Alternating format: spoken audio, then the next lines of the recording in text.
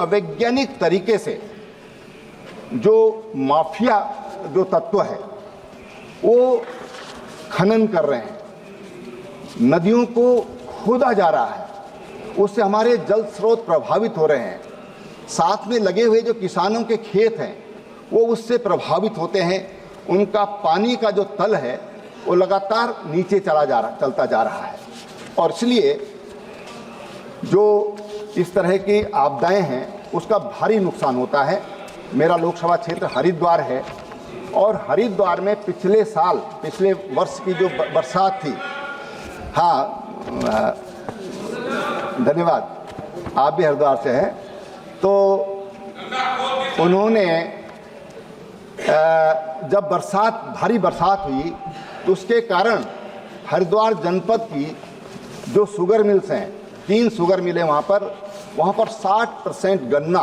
गन्ने की खेती ये पानी में डूब गई और उसके कारण 40% पर ही वहाँ की शुगर मिलों ने काम किया। मैं ये उदाहरण देकर इस ओर आकर्षित करना चाहता हूँ कि नदियों के कारण और भारी बरसात के कारण, यानी कि जो गंगा जी का उस समय करंट होता है वो बिजली की तरह होता है, इतनी गति उसकी होती है, वो पानी खेतों में चला जाता है। तो गंगा और सोलानी जो नदियां हैं उनसे वहाँ के किसानों की खेती की सुरक्षा के लिए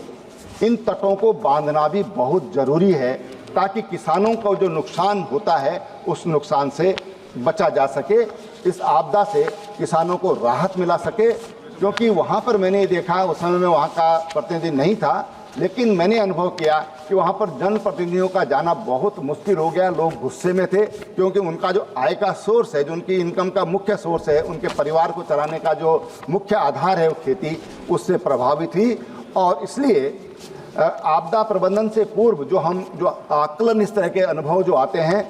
उससे बचाव के लिए इन नदियों का बांधना भी बहुत ज़रूरी है, उनके तटों को मजबूत तटबंधों के द्वारा, ताकि जो किसानों की खेती है उसको बचाया जा सके। माननीय अध्यक्ष जी,